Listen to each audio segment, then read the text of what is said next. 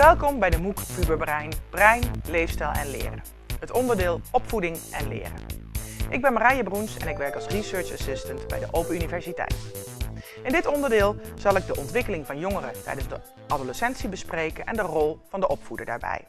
De opvoeder kan een ouder zijn, maar ook een leerkracht, begeleider of coach.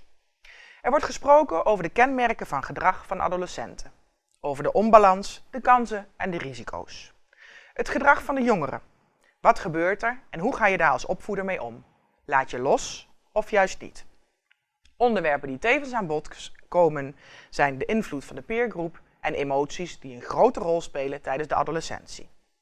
Nog even de 3 fasen van de hersen- en psychologische ontwikkeling van adolescenten op een rij. De adolescentie is een periode waarin veel gebeurt op het gebied van hersen- en psychologische ontwikkeling. Deze periode is in 3 fasen te verdelen. De vroege fase van 10 tot 14 jaar, de middenfase van 14 tot ongeveer 17 jaar en de late fase van 17 tot 25 jaar. Ik ga nu kort in op de late fase. Ik zal de kenmerken van de late fase benoemen. Betere planning en controle, ook voor ingewikkelde taken. Adolescenten kunnen in deze fase complexere keuzes maken. De adolescenten in deze fase vertonen minder risicogedrag, maar zijn wel gevoeliger voor beloning dan volwassenen. Ze hebben het vermogen tot zelfreflectie. Ze hebben meer verantwoordelijkheidsgevoel. Ze zijn zelfbewust. Adolescenten in de late fase hebben meer oog voor eigen gevoelens en wensen. Ze zijn ook beter bestand tegen sociale druk. Ze kunnen complexe emoties herkennen. En ze hebben een beter inlevingsvermogen. In de late fase heeft de opvoeder de rol van consultant. Hij breekt een periode aan waarbij de rol van de opvoeder steeds minder direct actief is. De adolescent wordt steeds zelfstandiger, is beter in staat tot plannen en keuzes maken en overziet de gevolgen op de lange termijn. Hulp bij langetermijnbeslissingen is nog wel af en toe nodig. De adolescent kan nog niet alles alleen. Volwassenen in nabijheid zijn inspiratiebron. Zij zijn een voorbeeld voor de adolescent. De routes door het leven aangeven aan de adolescent is belangrijk. Beelden suggereren aan de adolescent. Voorbeelden geven en laten zien hoe het zou kunnen. Als begeleider bent u in de laatste fase meer vertrouweling en minder opvoeder. De adolescent zal vaker met verhalen naar u toe komen om te horen wat uw mening is en wat uw idee is, zodat het daarmee verder kan en de volgende stappen kan nemen. Dan nu een korte samenvatting van het thema opvoeding en leren. Tijdens de adolescentieontwikkeling zijn er verschillende kansen en risico's. Nieuwe dingen leren. Adolescenten staan open om nieuwe dingen te leren. Ze zijn er vatbaar voor en hebben er zin in. Geef ze die kans dus ook.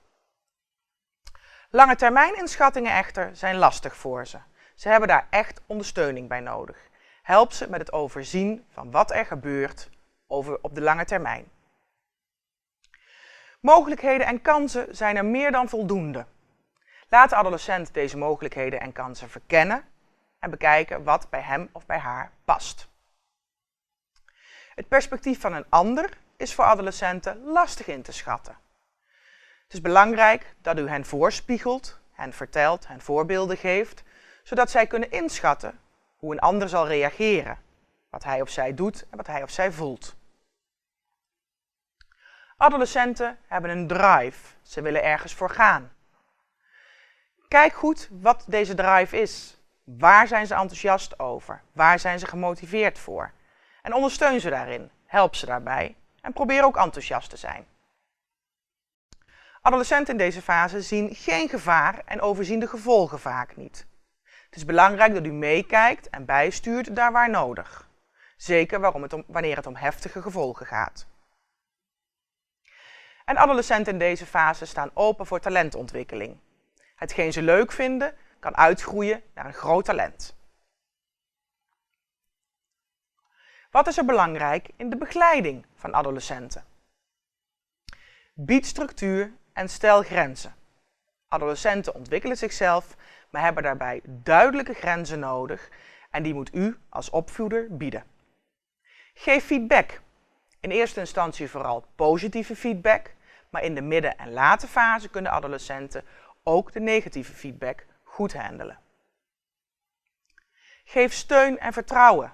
Laat blijken dat u er als opvoeder voor ze bent en dat u achter ze staat en dat u er ook altijd voor hen zal zijn, wat er ook gebeurt.